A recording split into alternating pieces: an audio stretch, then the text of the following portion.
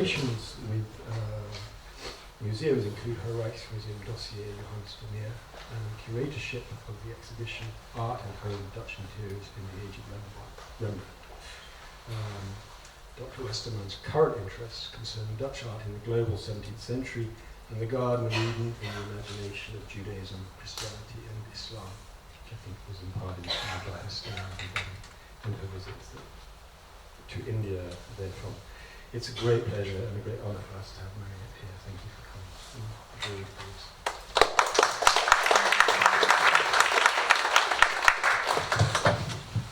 Thank you so much, Philip, and for the lovely introduction. And as you could just tell from that introduction, I have virtually no credentials to lead a conversation on these very fine world literatures in translation, but I'm thrilled to have been asked to do so in any event. Can everyone hear me back there? Yeah? Okay, good. So I want to say first, before launching into it, that I know why Philip asked me to do this, because although our friendship and colleagueship at NYU predates our work together at NYU Abu Dhabi, Philip was the very first person to agree when I was charged with the startup of this institution that we've now built. I knew him because I'd lived on the 19th floor of Silver Towers with my family, and he was the family down the hall, and we had kids, and so we knew each other. And I remembered that he was a fine scholar of Arabic literature, but what I didn't know was that of the many people, of the very few people I could find who had actually been to the UAE and knew where Abu Dhabi was, Philip not only was one of them, but he'd actually spent several months at UAE University at a time that it was a brand new university, and I thought that was very creative and courageous, and so to my great pleasure he would entertain the notion of helping us build this institution. But he made one condition, and Philip, you made my life really very difficult with that, but it was a great condition. He said, Mariët, I will come and do this and help you do this and build intellectual programming and think about curriculum and start this institute, which is sort of an intellectual engine for NYU Abu Dhabi, exposing NYU to the UAE and vice versa, and thinking together about what this institution could be in a place that didn't have liberal arts institutions. I said, well, what is the condition? And he said, I want to create a Loeb library of Arabic literature. And since, as a classically trained sort of gymnasium type person, I knew what the Loeb library was, I knew right away what he meant, and I couldn't believe it didn't exist. And so I was very attracted to the idea that we could make this an NYU Abu Dhabi project, but I also knew that we had a lot of work to do. We had to open a university in 3 years, so I kept telling him, just come, it will happen, it will happen, it will come. And you were very patient, I have to say, and I'm very grateful, because in the end, as we'll hear a little bit more today, I consider the Library of Arabic Literature one of the really great achievements of that very useful institution, and it wouldn't have happened without your vision and persistence, and without your asking me in just about every meeting where that library was going to, when that was going to happen, and I'm very happy that it did. So there's that connection. Future Humanities, Translating World Literatures. I like the title of the panel because I work for a foundation that obviously has the humanities and the arts closest at heart. That is what we do. We support the humanities and the arts in the service of human flourishing and the fate of diverse and democratic societies. That connection is sometimes hard to make for people in the humanities. What do these old traditional literatures or works of art or whatever you study, philosophies, what do they have to offer our society today? And of course, to me, the connection seems fairly obvious, but the fact that institutions and scholars are willing to put so much energy into translating these very old and beautiful traditions of literature is very moving to me, because it takes a lot of work and resources. The obviousness of the connection for me is that one of the things, humanities study the cultural productions that human beings share, that make us alike to each other, and that also divide our cultures in various ways, in interesting ways, sometimes in contentious ways. And obviously storytelling is one of the great things that human beings do, and that really does set us apart as a species. So obviously for Mellon, investing in the study of storytelling and the making available of storytelling as broadly as possible to the world, to as many people as possible, and animating people to see the beauty of these old traditions and seeing what we might learn from them today. This is very close to our knitting. It's really core and central. And so thinking a little bit about this panel and about my abiding love of the Loeb Classical Library, which I've known a long time, and to me those little red and green books are just the image of scholarship in many ways. But what was interesting to me to realize is that in 1912, when Harvard began to publish these parallel translation and editions, a big goal was really to make them broadly available. That was already there, that kind of desire to make these great literatures available beyond the scholarly purview. Very interestingly, over time, of course, as you know, the study of Latin and Greek has declined numerically, you could say, although plenty of really wonderful scholars still learn it and students still learn it. I think those editions have become increasingly important also for scholars like me, who really have only the most passing familiarity really with Latin. So there's an interesting move from what was kind of almost a popular mandate, if you can call it that, to work of really great scholarly value as well, especially to those who don't know Latin and Greek so well. What amazed me when I thought about this panel, and I saw these very impressive people who were coming, was that how long it took for the Loeb Classical Library of Latin and Greek literature to have offspring or siblings or whatever you want to call it, because it was really, as we see here, I'll just go through them real quick. I think it is Jim Hankins's Tatti Renaissance Library got started publishing really only in 2001, I think, right? And then you see sort of an uptick and people start copying. There was a Clay Sanskrit library that ran for a while here at NYU from 2005 to 2009. Its mission, of course, has been taken up fairly recently, in part, I would say, by the Murty Classical Library of India, where Whitney is editor, Sheldon Pollock, the general editor. They came on the scene, when was it, 2015, your first volumes. But by then, of course, Jan, where are you? At the enter Jan Zolkowski at Dumbarton Oaks had begun to put out the Dumbarton Oaks Medieval Library, 2010, and Philip was cranking out, and his team were cranking out the Library of Arabic Literature, starting in 2012. The same time that the Murty Library got going, we had the Library of Chinese Humanities getting underway out of the University of Colorado Boulder. So what you have there, you know, if imitation is the greatest form of flattery and a mark of success, the Loeb Library must be one of the most successful, long-running projects imaginable, scholarly projects, given that you've had some 6 descendants coming online just in the last 10 years. It's sort of an amazing thing to think about. Why is that? I started wondering. Why is that? Is it something to do with the digital? We hear constantly that the humanities are in crisis. This seems like a flourishing of the humanities to me. So we're going to try to get under the skin of all this and take a look under the hood, whatever metaphor you want to use. And what we've asked every one of these wonderful editors here to do is to speak for 5 minutes and introduce their series and address a few of the questions that they think are most interesting to talk about. And I think we should do it in the order of origin. So Jeff Henderson, who is here with the bow tie, he is the general editor of the Loeb Classical Library and also the William Goodwin Aurelio Professor of Greek Language and Literature at Boston University. So Jeff, if you would lead us off. All right, thank you. Can everyone hear me? Yeah. Okay.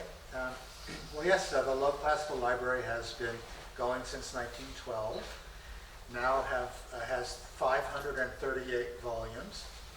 All of them have been in print since, some of them since 1912. But the volumes stay in print forever. And it's been successful enough to fund an important annual fellowship program for classical scholars worldwide. And that was what James Loeb directed, that if the library ever made any money, which he doubted, that it should be given away as fellowships. As we look to the future, it's interesting to look back at this past 106 years and what has changed. So here are a few of the things that come to mind over this long period of time for such a series to be around. What to include in the series. The Loeb is an endowed foundation, so it avoids the pressure of needing sales, and it allows the quality and mission of the library to remain the foremost priority. So we include what Loeb said he wanted to represent. All that is of value and interest in Greek and Latin literature, not only the canonical and popular works that would sell. That definition, of course, has changed over time. What's of value and interest changes over a century. And this includes the notion of the classical canon being questioned. The definition of classical has begun to include any and all Greek and Latin texts, and the quality and appeal of Loeb volumes has been made more professional. So the library now includes less known works, including fragmentary works, papyri, and inscriptions that weren't the literature that Loeb originally wanted. In 1912, Loeb's worries did not include the threat of oblivion of these texts, even though canonization in antiquity sets a cautionary example, having paved the way to oblivion for works that didn't make the cut. But today, this threat must again, I think, be a concern, and therefore a factor when considering the expansion of the Loeb Library. It's not inconceivable that down the road the library will be the sole salvation of many specialized or esoteric texts. How to reach the broadest audience? Loeb wanted fine volumes that could be kept affordable. Now all the volumes cost $26. Each volume was to be of a size to fit in a gentleman's pocket. Now we're online and fully searchable on any device, so now the whole library can be in a gentleman's pocket. And it's made it easier than ever before for users to discover unfamiliar authors and works, and thus has created new audiences for them. We were worried that going online would cannibalize the print sales, but on the contrary, it has an effect for print, but it has improved the saleability of authors that wouldn't otherwise have been discoverable when you search. Translations. The concept of a translation and how to translate a classical work has changed. Originally, the translations would be, quote, in themselves real pieces of literature, a thing to be read for the pure joy of it, and not dull transcripts of ideas that suggest in every line the existence of a finer original from which the average reader is shut out. And to place side by side with these translations the best critical texts of the original works in order to combine accuracy with sound English idiom. He didn't want to include anything that might give offense, like obscene material, even though he left it in the originals opposite. He didn't target a niche audience, but sought to accommodate anyone interested in any aspect of the classics, professional, amateur, teachers, students, general readers. We haven't managed to serve all of those categories equally well over the century, but I think that we're improving on the scholarly side. In recent decades, Loeb translations have remained true to their original mission while tightening and enhancing their connection to the facing originals and supplying more annotation of both general and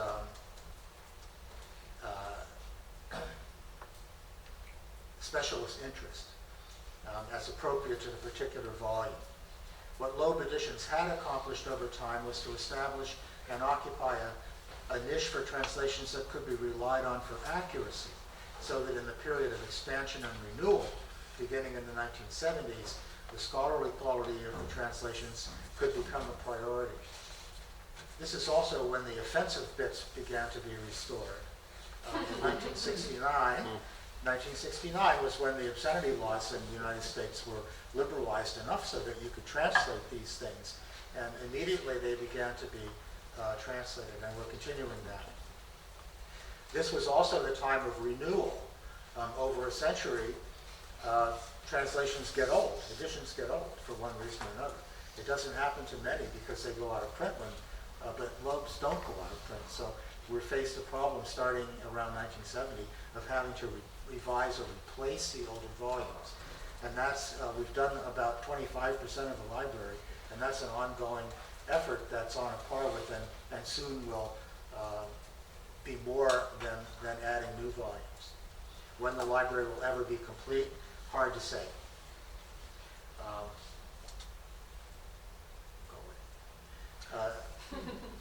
Today, the Loeb guidelines for translation call neither for literariness nor literalness, but for fidelity.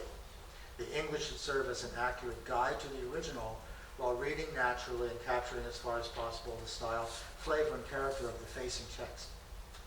Today's Loeb readers would object if the translations were too free, i.e. independent of the facing text, just as they would if the translations were too literal, that is, too dependent as English on the facing text. So that's a balance. And I must say it's harder and harder to find translators who can also edit the text and vice versa.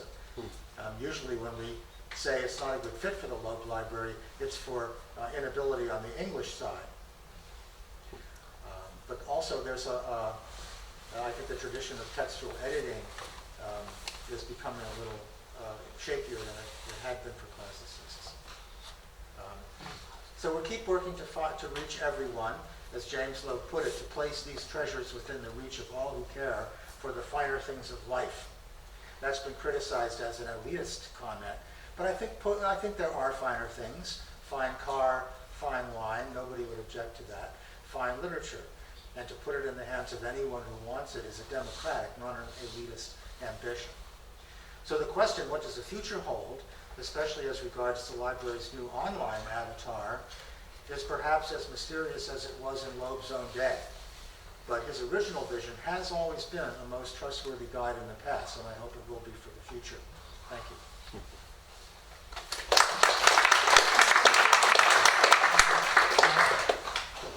Let's go to this side of the panel to Jim Hankins, who is Professor of History at Harvard and the General Editor of the Tatti Renaissance Library. Well, I just want to thank NYU for this invitation and Kevorkian Center. We have had a number of these meetings among the Harvard bilingual libraries the last few years. I always find it very illuminating, and it's comforting to discover that other general editors have the same sufferings and the same complaints, but also we also all think that it's a very worthwhile experience. So the Tatti Library is a bilingual text series for the Latin literature of the Italian Renaissance, period usually dated to between 1350 and 1600. Now, in these global days, that description makes our series sound a bit provincial and hyper-specialized. I want to convince you in my brief remarks that this isn't the case.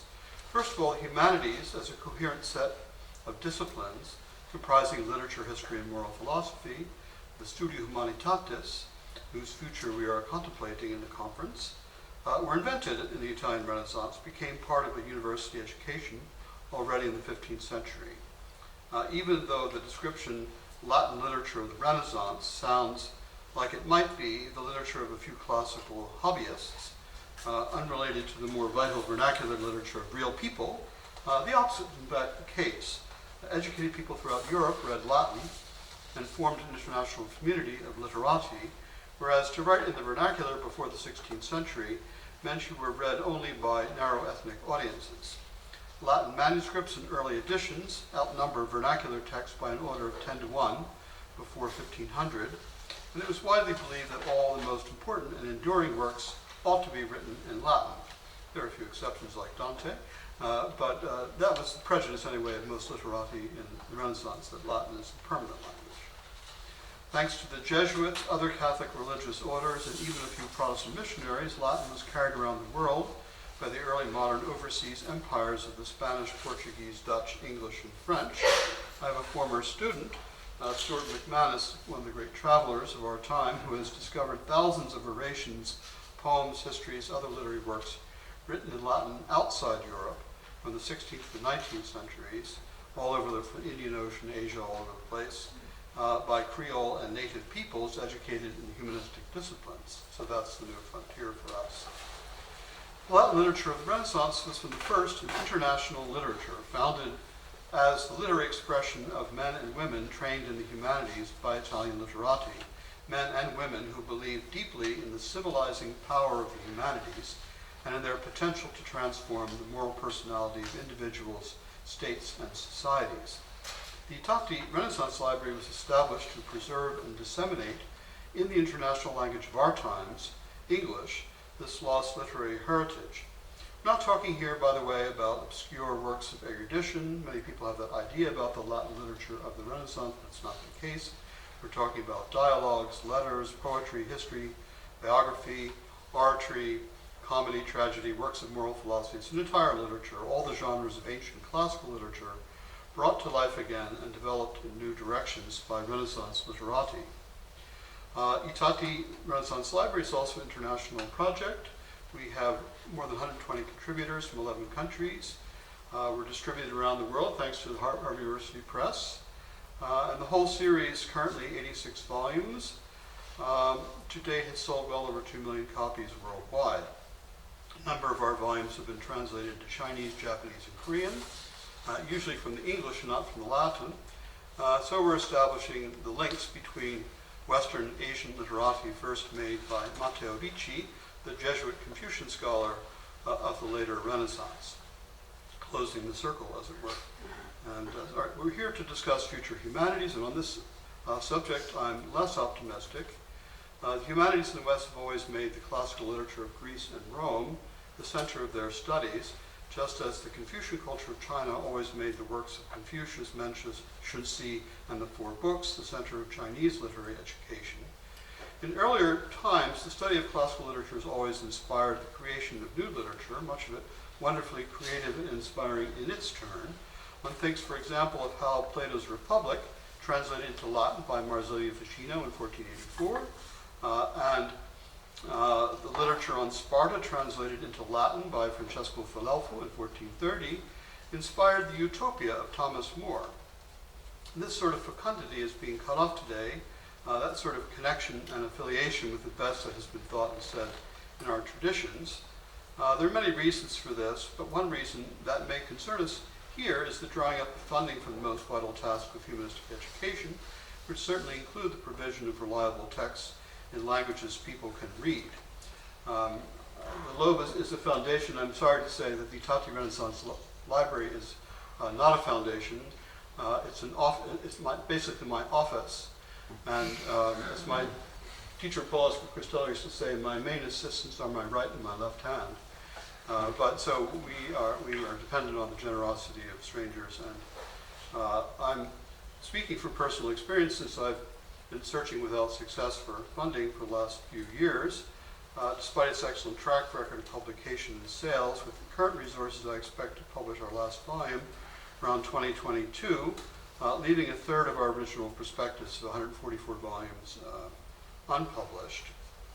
And I would say that the original 150 volumes I selected in 2001 as the core of a Renaissance literature already represented just a small part of Latin literature of the Renaissance that would be worth making available in English. So even more distressing to me is my inability to find funding for electronic publication, despite the many institutions that are promoting digital humanities. And this is very disturbing because, as we know, if you don't exist online, you don't exist these days. So whatever the future of the humanities and bilingual text series, and I firmly believe that our series and others like them must certainly be part of the humanities' future, if the humanities have a future. It looks like the humanistic literature of the Italian Renaissance is not going to be an ongoing part of it. So. Thank you.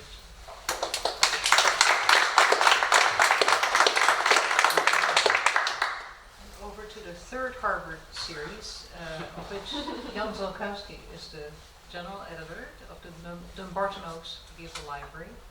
Jan is also Arthur Kingsley Porter Professor of Medieval Latin and Professor of Comparative Literature at Harvard. Thanks very much. And I'd like to echo Jim in expressing thanks to our host and to our moderator. And these occasions really are important because for us as editors, because it's very easy to get caught up just in the minutiae of keeping the series running, trying to find titles, trying to make sure that they're adequate, negotiating with wonderful colleagues at the press as well as wonderful colleagues at Dunbar Notes, and I'm really pleased to have specimens of both of those categories here.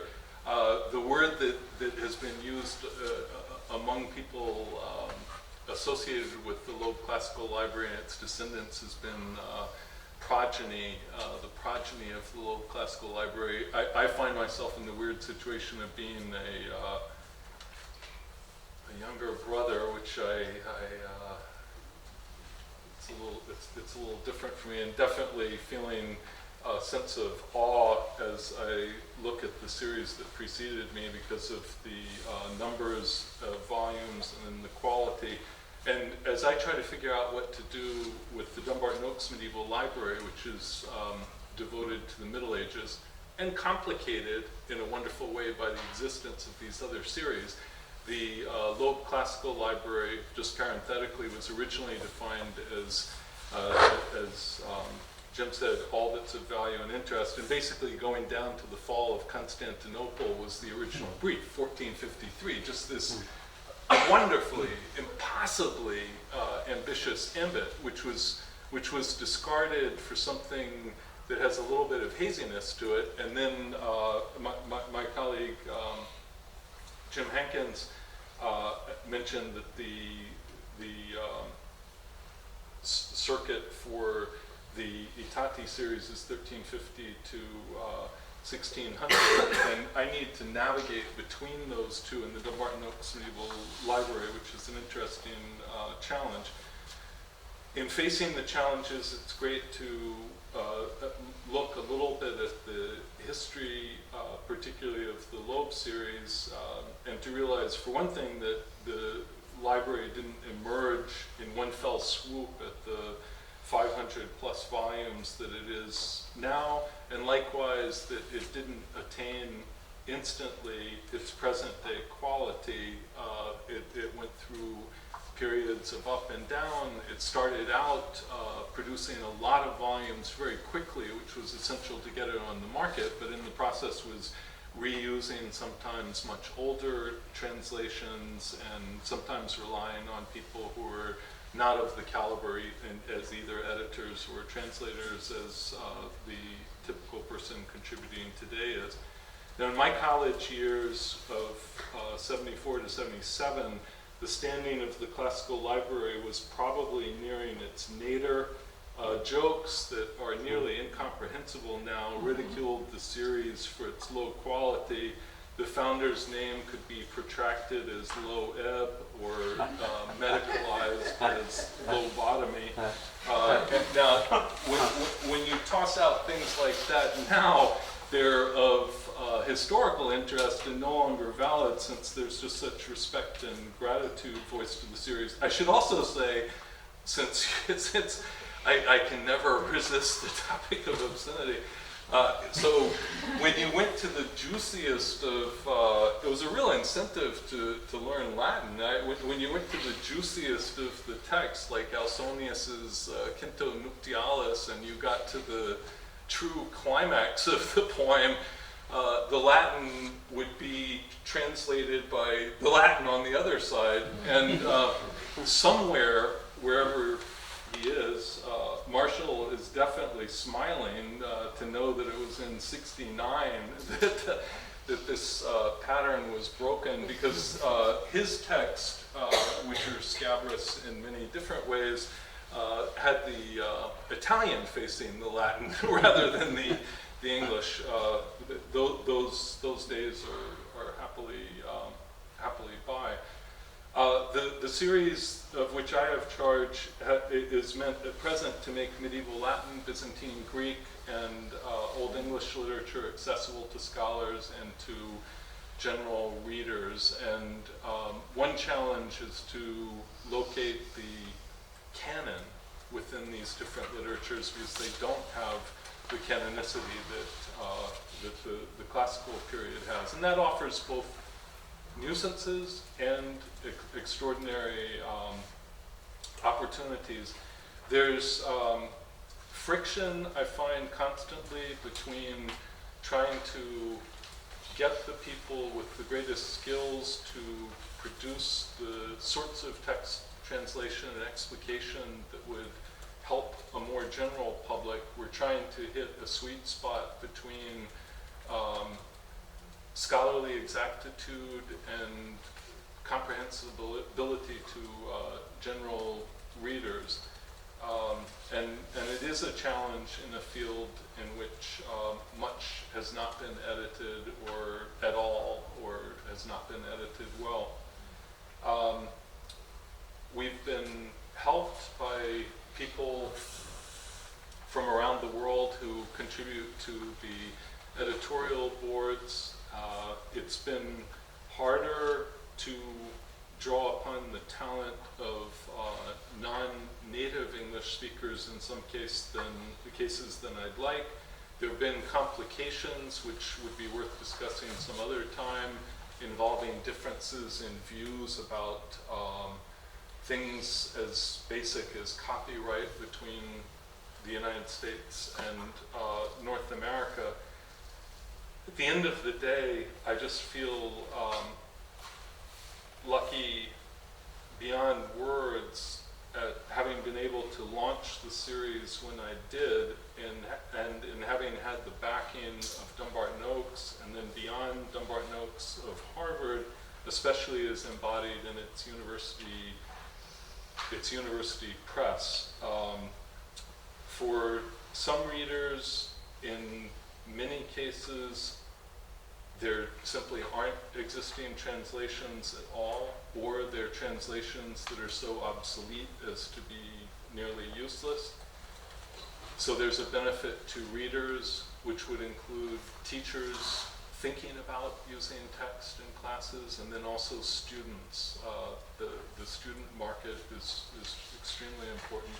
And then for translators and editors, the series affords an opportunity to acquire, sharpen, or practice skills, and to keep alive philology, so that the whole venture can continue to exist. There's a real problem within the Anglo-American world of describing what editing is to administrators, and I would include myself among administrators since I am one, but there's not a clear difference between reprinting Billy Budd and writing a 10-page preface to it, collecting a group of papers from a conference or a symposium and bringing that into print, and then spending a decade wrestling with difficult manuscripts, and then with the chore and the arduous excitement of translating it. Those all in English are editing, and a lot of people just don't see the difference. We aim to make all of this seem as elegantly simple as possible, to present as unencumbered a text in translation as we can, not to have footnotes or even endnotes, but to have as many notes to the text and notes to the translation as are necessary to help an intelligent general reader. I look at the books right now as being the kind of intellectual equivalent to the slow food movement. It's slow food for thought, and that's something that I think is really precious. Having now lauded the physical objects, and the press deserves great tributes for that, I should confess to feeling an urgency about piggybacking on the Loeb and moving on to digital form, as Jim was saying.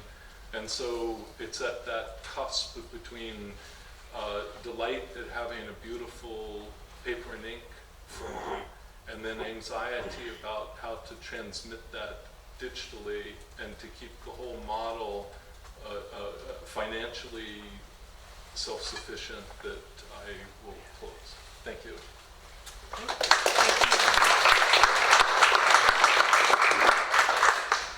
So we've heard from the editors of, you could say, the three sort of core Western parallel libraries, translated libraries. One exciting aspect of this sudden acceleration and growth in these series is the expansion to Asian, broadly conceived, and Arabic literatures. And leading off in that trio, by maybe a couple of years, was Phil with the Library of Arabic Literature. And he is not only general editor of that, but also professor of Middle Eastern and Islamic Studies here at NYU. Thank you, Mary. So if I want to make sure I'm heard at the back, one of my assistant teachers in my core curriculum is sitting at the back. He knows what I can be like. So you can raise your arm if you can't hear it, please. I want to be succinct, and therefore I will read out some words that I found myself communicating, articulating to David Tresillian, who's a distinguished journalist of Arabic literature who works with the Haram Weekly, who sought an interview with the executive editors of LAO, the Library of Arabic Literature, only 6 weeks ago, where we stated a number of things, including the goals, which I want to stress in my first gambit this evening. I do want to also talk about issues of audience, the challenges we face, the internationalism of the project in general, and the importance of the project to the humanities, but I think we'll address those in conversation. So my opening statement is really a broad statement about the goals, because I was asked what were the aims of the Library of Arabic Literature when it was launched, and my answer: the Library of Arabic Literature was founded with the idea of filling a void. In 2008, any objective assessment of the amount of pre-modern Arabic literature translated into English would have made for grim reading, or no reading at all. It is hard to provide figures, but the percentage of extant pre-modern text translated into English must still be in the low single digits, even now, and may even be lower than 1% of the total known to exist of the entire library of Arabic literature, writ large. That is a parlous situation to be in at the start of the 21st century. Around the time the library was being conceived, a decade ago or so, there was also a growing awareness of the very small number of works from the world's heritage, old and new, that had been translated into Arabic. It was even touted that the number of books translated into Spanish in 1 year equaled the number of books translated into Arabic since translations began to appear in the 19th century. This fact received much publicity at the time and spurred the foundation of the Kalima project to translate from foreign languages into Arabic in 2007. That's an Abu Dhabi-based project. The Kalima project is funded by Abu Dhabi, and therefore New York University Abu Dhabi seemed the perfect place to establish a sister project producing translations and editions. The key point is editions, bilingual editions of pre-modern Arabic works in facing page parallel language editions. The model for any such project is bound to be the cultural pillar of the Loeb Classical Library, published by Harvard University Press in the US, which celebrated its centenary. I had 2011 down, I've been corrected already, it's 2012. And it's still very strong, as we've just heard. Loeb Library editions also include an edition of the relevant classical text in Latin or Greek, together with a facing page English translation.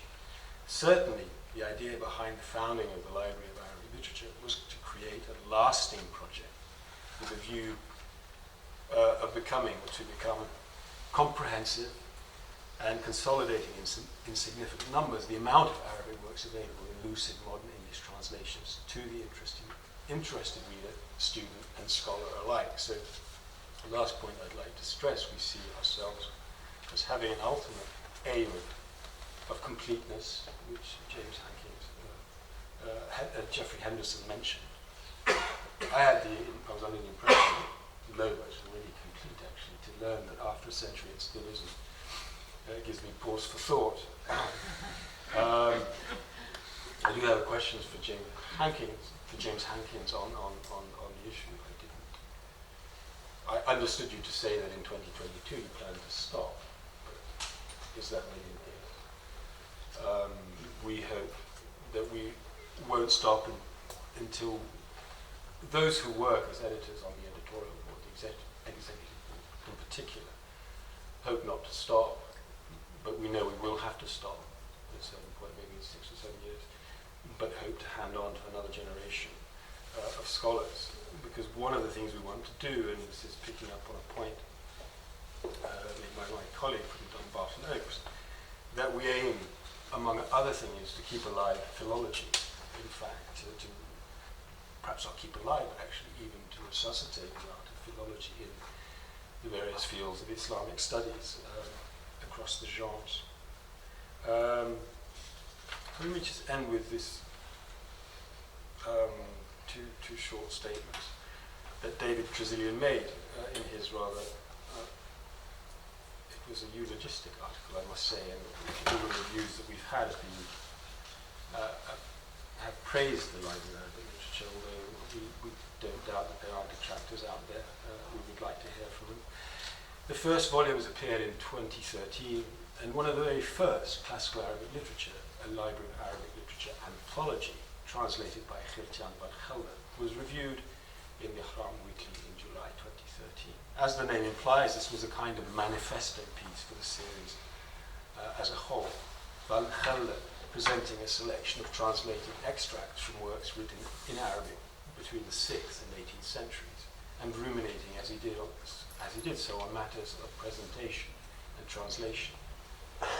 In his introduction, he says that much of the material in the book is likely to be unfamiliar to Western readers, but that the task of the translator should not be to impose familiarity that does not exist, and that may be in any case misleading. The task of the translator is not to transport the original author to the English-speaking world of today. Rather, one must transport the reader to the place and time of the author as much as possible and as much as is tolerable. Which is an interesting point, because an issue that seems to speak against that or run counter to that is the fact that we do put a lot of stress, as well as insisting that our scholars produce faithful editions of the Arabic text that they're translating for us. We do insist more and more, I would say, on lucid English. A kind of English that really speaks to a broad Anglophone audience and readership throughout the world. So with that, I will stop, but I hope that many of the points I still like to make we have a chance to engage in as we go on. Very good.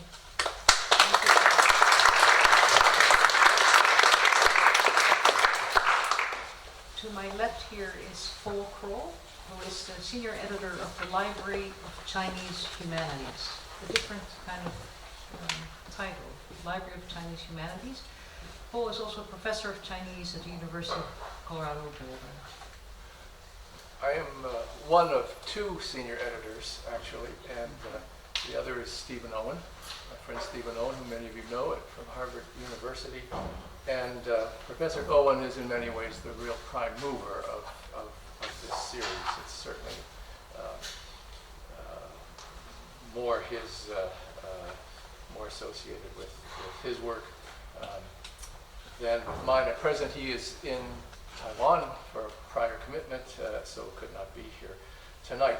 A few quick things about the series. Along with the two of us septuagenarians, there are 5 other members of the editorial board, colleagues who are 15 to 25 years younger than us and whom we are hoping will eventually take over the entire responsibility of this. They are now mostly responsible for copy editing of the series volumes and will be more so as time goes on. Our first title was published in 2015. This was Professor Owen's 6-volume set of the complete poetry of Du Fu, the famous 8th century Chinese poet. There are 2 more volumes now. There have been 2 other titles since then. There are 2 more volumes in final editing stages. There are 3 more manuscripts nearing completion. Our focus has been, up to this point, mainly on medieval Chinese literature. Most of the editors on the editorial board specialize in this period. That is to say, medieval China is 2nd to 10th century which we are extending a little bit into the early modern, as we would call it from our perspective, into the 12th century for the next title. All of the volumes so far have been of poetry, complete works of various poets. Important prose works will also be included, as well as revised reprints of some important and especially well-regarded works published previously that we've acquired republication rights to. Our publisher of record has been De Gruyter. They have been with us from the beginning, although they are not primarily, as most of you know, associated with the humanities. They've been very interested in working with us on this. There have been several personnel changes in our contact persons there, which have not always been the most useful thing, but the books are published in uniform format that we decided on, with original Chinese text on facing page to the translation. The books are also available immediately in open access electronic versions. This was something that we felt very strongly about and insisted on from the beginning. The price of the print volumes has been capped at $29.95. We hope it will stay there, and we do hope that print volumes will remain for those of us who still regard them as the most attractive options. The editorial board of the series discusses possible translations for particular texts or authors that we would like to include in the series, and we invite targeted participation. This is a first measure of quality control. One member of the board is then assigned to each title as volume editor and as the main contact person with the translator. But no contract and no approval to proceed is given until the entire board has seen and evaluated a substantial sample of the translation. At this point, significant suggestions or demands are made, especially about annotations and textual variants. Regarding annotations, that was someone mentioned earlier, we do permit same-page annotations, mainly to clarify the English text, but we also include, at the behest of the translator, back of the volume notes, which may include more detailed interpretive comments, plus collation notes and analyses of variora. Most of our translators, all of our translators indeed, are scholars, and the extensiveness of these notes, the back of volume notes, varies with the thoroughness of the translator and the complications of a work's textual history. Philology has been mentioned several times already, and I'm sure we'll talk more about this in the question and answer period, and I hope we will talk about these things. It's a very important matter to me and to those of us on the board, because Chinese studies in the last generation has not been good about carrying on philological tradition of teaching and training graduate students in how to deal with texts and textual criticism. And this is something that's in danger in my field. As for the audience, the books are meant, first of all, for readers who have some knowledge of classical Chinese and can use the translations to help them better understand the original text. Thus, while the translations may be used as trots, most translators try to produce renderings that are also pleasing as English. Of course, some are more successful at this than others. The Loeb is an obvious model for us as for others, and a more general audience is, of course, desired. But at present, the chief audience is scholars and graduate students of Chinese literature. However, publication in open access provides, has since we began, the opportunity to reach a wider audience than those who can buy or borrow the physical books. We have usage and access records about this, and we know that to this there has been a huge response, including in China, as you can imagine, with its enormous readership. I'll end with saying something about funding. Our funding has so far come primarily from a Mellon grant. Thank you, Mariët. Received doing, but I'm very happy about it. Received by Professor Owen some years ago, and he, with Mellon's approval, he was able to apply some of his funding to as startup funds for the series. This funding will run out soon. We have been actively seeking donors to establish an endowment for the series. In fact, we felt we had one or two nearly ready to sign up in China until the recent trade war was announced, which has left us in limbo for the moment, since no one in China is going to take, at this point, the jump away from their government to endow us at the moment. So this is something that is an ongoing challenge, and we hope, as other brethren here tonight, that we will be able to find the generosity to continue. So that's a brief introduction.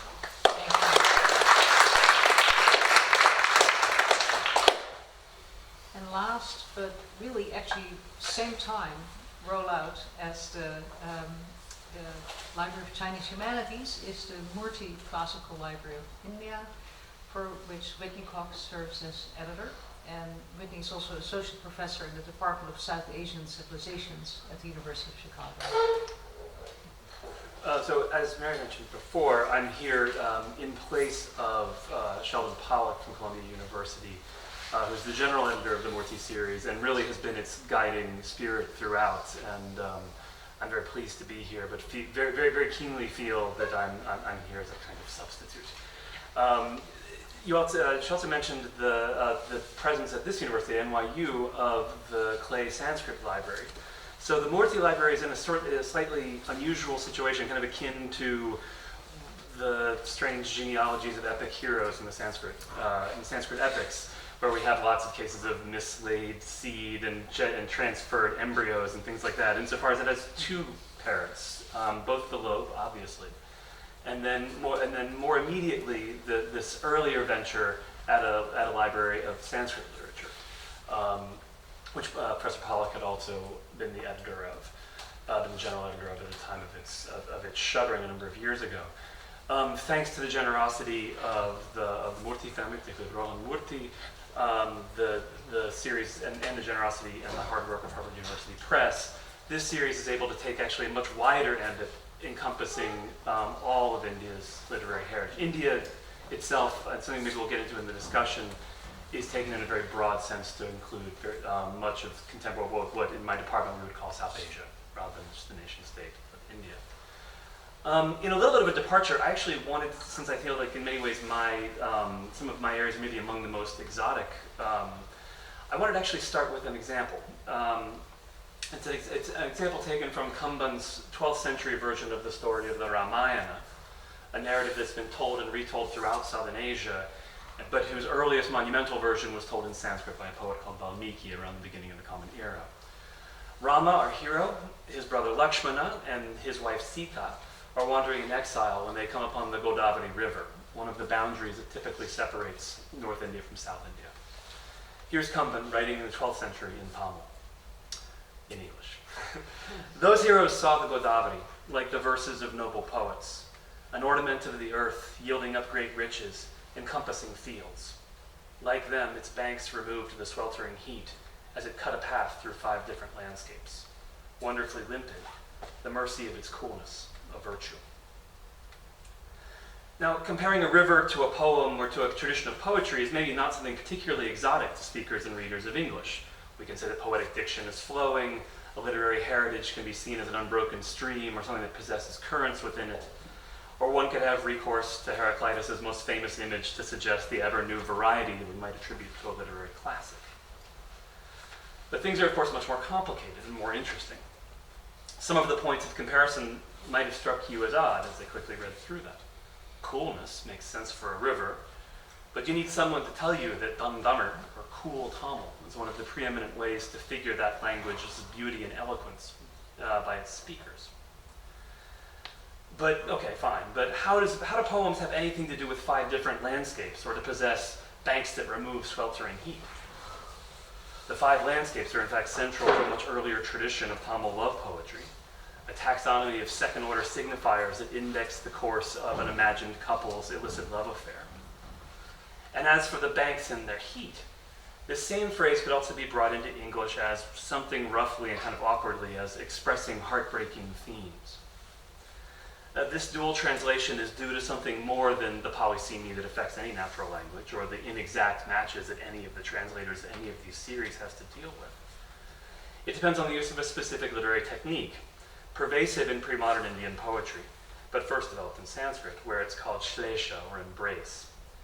The simultaneous presence of multiple distinct registers of meaning, what my friend Yigal Bronner from Hebrew University in Jerusalem has dubbed bitextuality.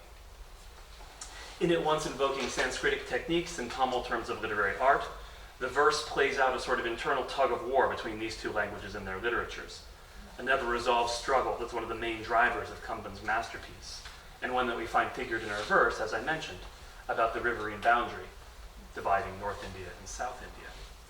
Now imagine trying to actually communicate this on a page when you're actually trying to do a minimal of annotation. I mention all this because this single example from a work that I'm very slowly translating for the library gives us a useful snapshot, I think, of the joys and the treasures of classical Indian literature, but also some of its real challenges. It's my great good fortune that the book of Kamban's enormous Ramayana that I'm working on has actually been completely translated, and translated well into English earlier, by George Hart and Hank Heifetz, published in 1988. My colleagues who are working with me on the Kamban project are not so lucky. It's the only one of the 6 huge books to have ever been translated in full into any other language. Practically speaking, every Murti volume is a pioneering effort. And while I'm a little leery of the cult of novelty that we find in contemporary scholarship, I think after all there is something to Heraclitus and his river, the shock of the new is certainly something that we felt over and over by the English readers coming to the Murti Library and coming to the Indian classics for the first time. Even for works previously translated, the Murti represents something that's been mentioned multiple times, an attempt to combine scholarship and something resembling literary art. And certainly in many cases, these are the first things that have ever been produced for a readership outside of the Indian subcontinent. This is not to exclude the enormous and voracious readership, in fact, that the books have found and will continue to find in South Asia, where we're actually publishing them in a separate series, paperback, available much more cheaply than even the modestly priced hardcover volumes that HUP is bringing out. All of this, and in fact the dual publication, I think, helps us to understand something essential about the Murti, which is that it's born global. This is central to its ambitions, I think, as well as to its practical realization. In its ambitions, because the whole idea is, I think, animated by the idea that Indian literary classics belong in the global cultural commons. And practically, in that all the translators working for the library are scattered all over the world, and with all of us having a substantial part of our life lived in South Asia, even though those of us who don't live there or work there, or those of us whose families are not or were not ever from the region. Now, the Murti, as I already mentioned, is a new series with 18 volumes out and another 4 appearing in January. And it's fortuitous that the generosity of the Murti family has guaranteed its ongoing operation for at least the foreseeable future. But it's already to deal with some very major challenges that I think maybe are unique to it. A notable example here is South Asia's plurality of scripts. I have here a groupie note issued by the Republic of India. Any piece of legal tender in India is issued in 17 official languages and at least 13 different scripts. With a library like ours that cheerfully runs across different national boundaries, our problem is even greater. Our complexity that we have to face is even greater. And we also want to sell the books too. And we've so far, I think, have honestly managed to succeed in the task of producing some of the most beautiful editions that have ever been made of these classical Indian authors. The beauty and the elegance of these books ranges from the book wrappers. I didn't bring one with me, but they remind me of an elegant Kanchipuram wedding sari, through to the newly commissioned fonts that grace the facing page, a lot of which are really miracles of modern typography, a lot of which jump over print culture back to earlier manuscript hands to produce the fonts. Now, a great many of the volumes in this series is getting into more of the complexities. A great many of the volumes in this series are huge. I've already mentioned Kamban. When it's finally complete, we'll have 8 volumes of Abul Fazl's Akbarnama, 3 kind of doorstop-sized books of Swayambhu's dissident take on the same story on the Ramayana, called the Brahmacharya. And even the single-volume works, like, for instance, just to pick one at random, the long Sanskrit poem Arjuna and the Hunter, translated by Indra Peterson, who's now emerita from Mount Holyoke, were works that, interestingly enough, I don't think readers in pre-modern times ever read front to back. A reader would read a canto or a couple of cantos, or even just linger over a single verse. Much of India's glorious heritage of literary criticism, in fact, is focused on this micro level of the workings of a single verse or a single sentence. We won't say we'll be publishing some of that literary criticism in the near future. Now, I think that many readers will take these up in ways akin to the way that pre-modern readers would have read them, by looking at bits and pieces, thinking of them as a gallery or a museum, each volume, while some others may very well tear through them like a binge watcher on Netflix, creating in the process new modes of reading that these works have never experienced before. So to come back to something that I was mentioning a couple times, one thing is the complexity of these works that I briefly alluded to, and the kind of alterity that they have, that we actually want to try to acknowledge, incorporate, and respect, while also making it something that's intelligible to a reader who only has English. We don't want to suppress that complexity, we want to celebrate it. There are the technical challenges and the tasks of trying to reach a global audience and reflect a global scholarship. And finally, what I see as the kind of most exciting thing about this new and ambitious and still kind of teething series in many ways is the possibilities of creating new kinds of readerly experience in these works that maybe never experienced before. And so doing one of the key tasks, I think, of the humanities, which is creating new possibilities of human subjectivity. Thank you.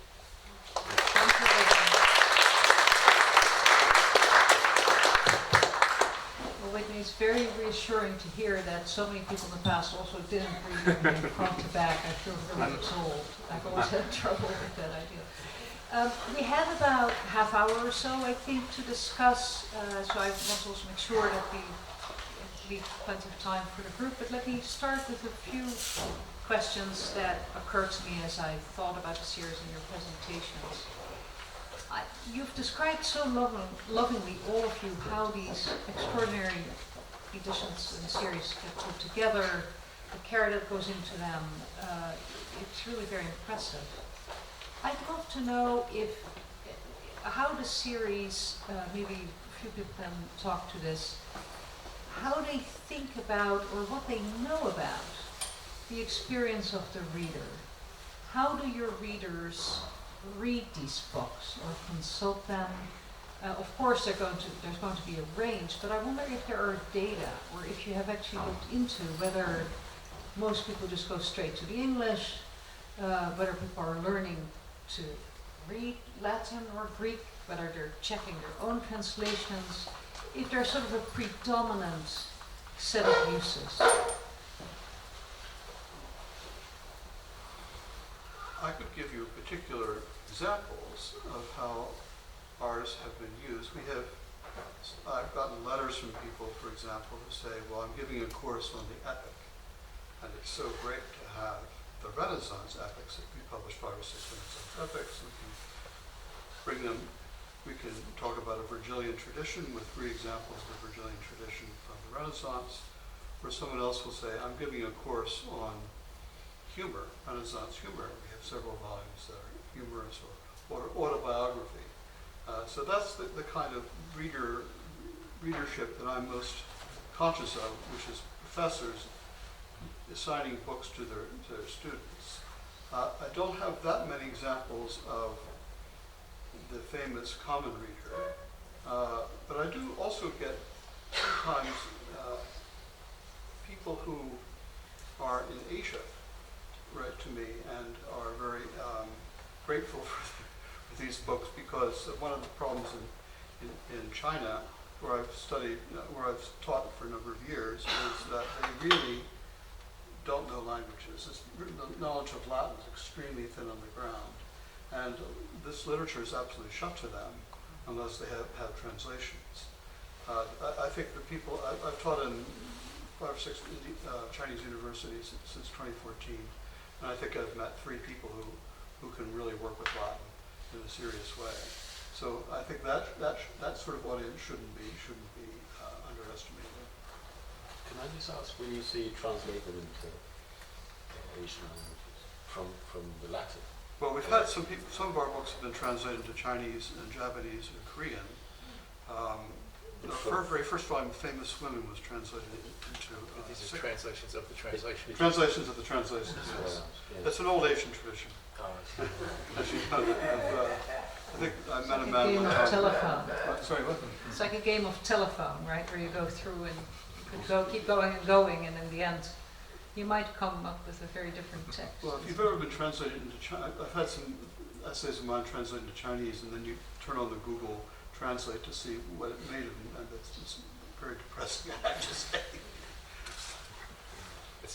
That may not necessarily be the translator's fault. Yes. Google. Have any of you done sort of actual surveying of what your readers do? Because I think the examples that have been given do sort of suggest that some impecunious administrator might say, well, just publish the translation. I experiment with the books myself, and I'm like the character in Monty Python who doesn't know whether his favourite colour is red or blue. You know whether to start with English. Sometimes I start with English, sometimes with the Arabic. I tend to each morning read a paragraph of Arabic and English. But a serious point I want to make. We do have some feedback from colleagues who've used the words in courses, but mostly undergraduate. Some graduate. I intend to use the books in the graduate course. One thing I didn't mention is that, which relates to readership, is the fact that, as well as having the hardback bilingual books with the edited Arabic, we produce English-only paperbacks, which are in the very nature are directed at a different audience, or broaden the audience. They're smaller trim size, they're paperback, they're affordable, $15, I think, on the whole. So that is, we've done that, not because we have any knowledge of our readership yet. I think it's too early to say what our readership is, but to reach a broader audience.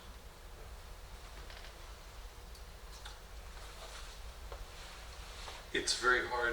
People always want metrics, and it's very hard to come up with those. This past week I authorized the 5th printing of one of our first volume of Beowulf, so that means that one will have seen it's into its 5,000 of sales, but that's unusual. Each of the series in the medieval library has a bestseller, and they're striking for their difference, because on the one hand there's Beowulf, which has a certain place because of its familiarity within the English canon. The Pentateuch, or the Torah in the Vulgate Bible, which sells to a very broad audience, and then the Ambiguities by Maximus the Confessor in the Byzantine Library. And for all of these, I go, and this will sound just deplorably unscientific, but I go and I check periodically whether anything's being written about them and what, in places like the Amazon, to see what the reviews are, and they each have their own cult of people who are not. There are teachers and students and professors and college students, but there are other people as well, which I find really very heartening. And in August, I experienced something which could have been depressing, but actually was extremely heartening to me. I was in Durham, visiting North Carolina, visiting my daughter and her family, and 2 blocks from their house there's this lovely little wooden contraption that looks a bit like a birdhouse, but it's free books. And I was walking by it, and there, among the bestsellers, was a copy of Beowulf. And so, my heart was stricken. I thought, oh, somebody got the Beowulf and didn't read it and passed it on. I convinced myself that probably they'd bought a second copy, forgetting that they'd had a first, and they wanted to share it with the world. But it actually made me feel very good that it was getting out there. But I think that we're at the point now where with slightly over 50 volumes, we can start thinking in a more knowledgeable way about how to do metrics to find out to whom they're going and how they're being used. But thus far, it's just been anecdotal for me. And we've done quality control at the beginning by involving interns, bright college students, in reading the volumes to find out if the annotation is providing information that they don't need, or if it's not providing information that they do need. But that's a kind of organized control in the way that people used to test cosmetics on sad animals. Our translators are a little better than that, so I don't feel as bad for the interns. Well, that's the idea of having college student populations sort of crowdsource the usage and what's useful seems very interesting. Let's talk for a minute about the scholars who do the translating and the producing of these editions. It's incredibly painstaking work. It requires serious training, years of scholarship typically, and also, as Whitney I think has implied, a real love of these texts, which you all exude basically. And yet we also know that the work of translation in the rankings of credentialing for things like tenure, promotion, it's not very high to this day. I think it's harder today probably to say that a really good edition and translation can be a dissertation topic, for example, even. So I'd love for you to talk a little bit about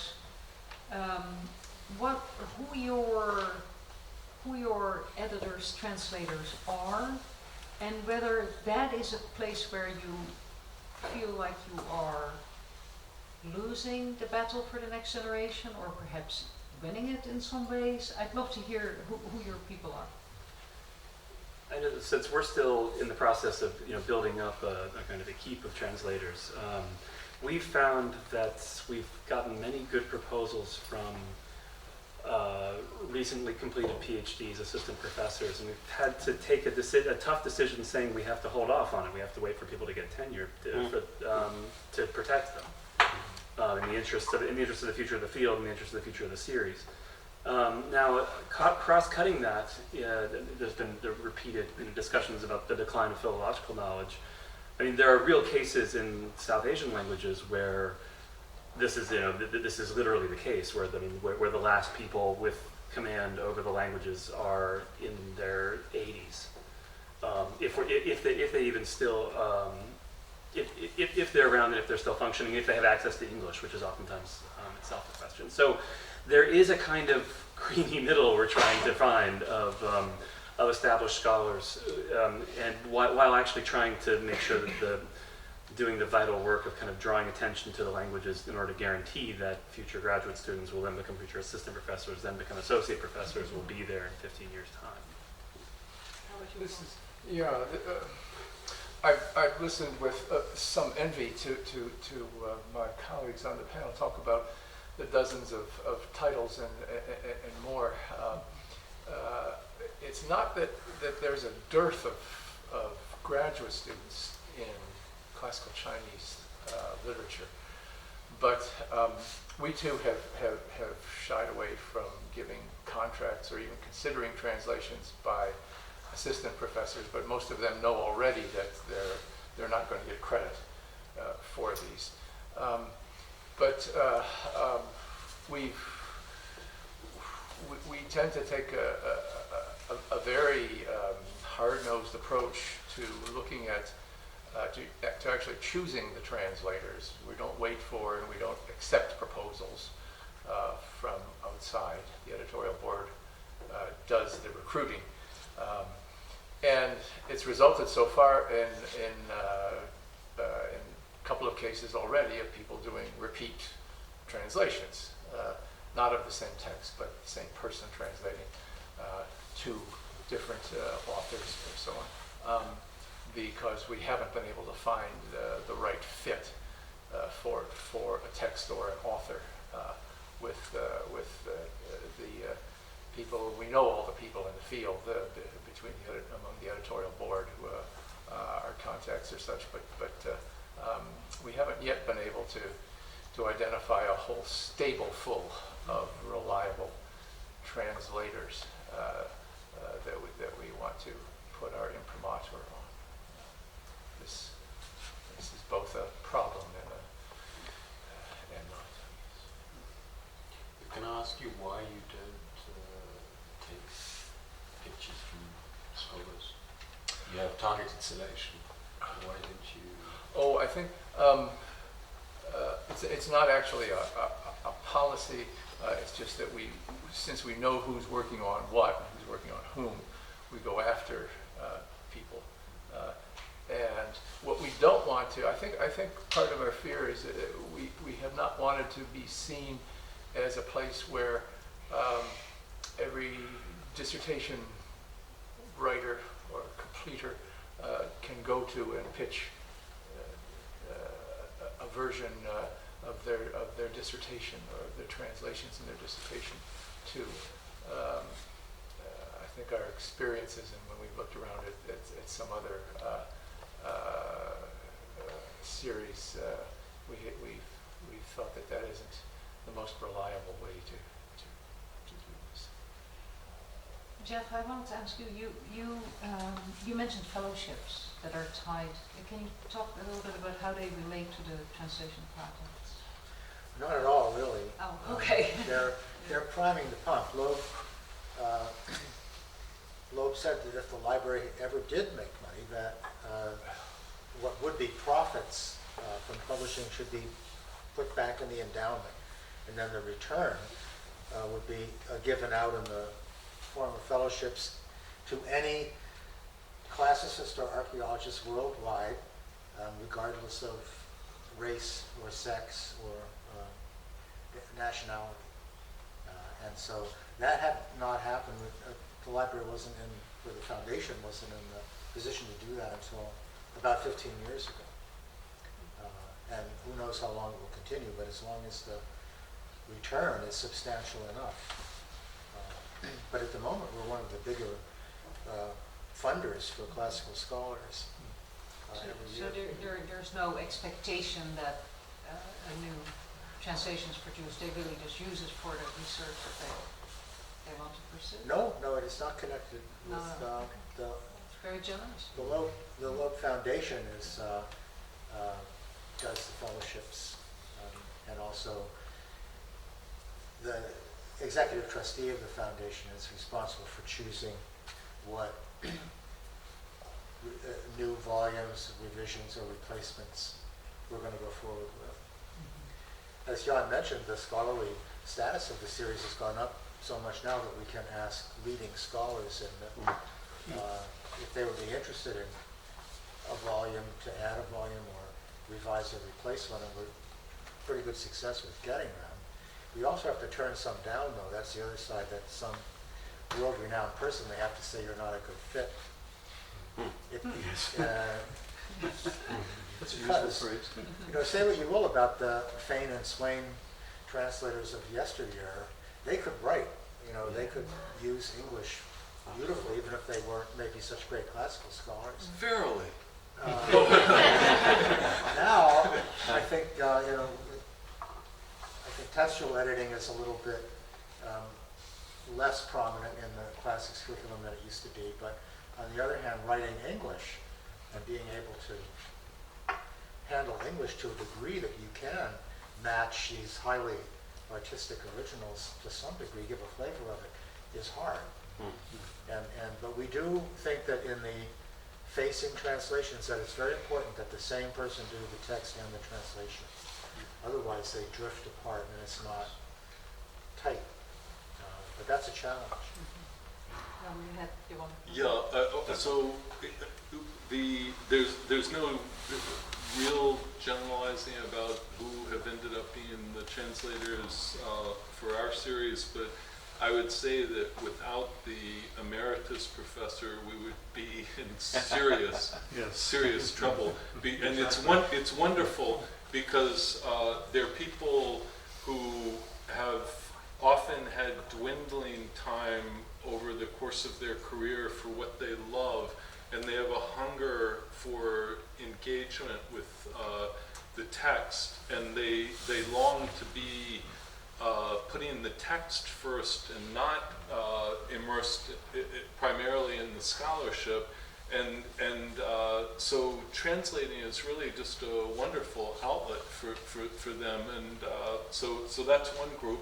I would say that as far as younger people go, I would tell any younger person, if they were thinking of editing and translating, look, do not commit career suicide if this is all that's in your basket. However, if you get someone who's good, who is doing monographic work on an author or a text or a genre, and you see an easy way for them to do as a kind of byblow to that, a volume, that's worth considering. However, you have to recognize that in most cases those people will require a lot more effort and intervention from somebody editorially.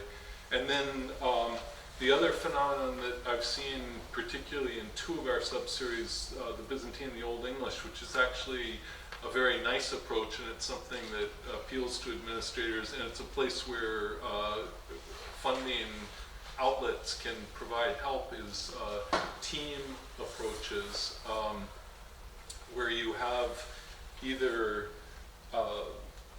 three closely related texts being translated or edited by 3 to 6 different people, or else the same big text being edited and translated by 2 or 3 people who are working closely together. And it really is, that's very healthy from a stylistic point of view, because almost no one is a great translator and doesn't benefit from having a lot of close criticism. And that means that you've got close criticism, which is not just coming from your heavily overused editorial board. So those are the three areas: younger people, the emeritus particularly, and then these teams.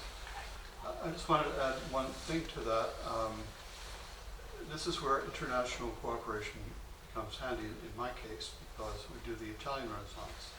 And it turns out that the Italians have a wonderful tradition of philology. And secondo me, in my opinion, the Italians and the Dutch are the two people who are really doing philology now. So we've had a number of editions where we've had an Italian editor working with an American English or English translator, and that's, they're usually people who know each other and work together anyway. And I think that, I understand Jeff's point about the need for a kind of consistent vision of the text. But in our case, we have so many unedited texts. We're just struggling to get the stuff into print. We edit many texts just from manuscripts for the first time. So we need that philological training and the manuscript training, and even in some cases access to the physical object, which is often in Italy. So we've allowed this sort of international cooperation, either usually Italian, English, or Anglosphere, I should say, Italian Anglosphere or Dutch Anglosphere. Let's see if there are some comments, questions from the community here, and please, if you'd like to say something, please let us know who you are. Yes, please. I'm Yamani. I'm a grad student at Columbia with MISAS. My question is to Professor Kennedy. How do you determine the selection of text? Like, is it supposed to be canonical? Because the Arabic canon, Arabic classical canon, goes all over the place. Yeah, it is. And how do you select? Like, what is the methodology that you go through to finalize a text? Yeah, that's a good question. So people ask me often, how do you select your texts? And OIMO, as it were, has been slightly different to those described by some of my colleagues.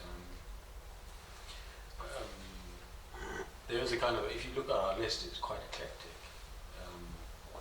We're happy with that. Some are well-known texts, some are not so well-known. Some are actually pearls that we've discovered in the last 8 years that have never been published, that are barely known, like the Consorts of the Caliph, by Ibn Isai. So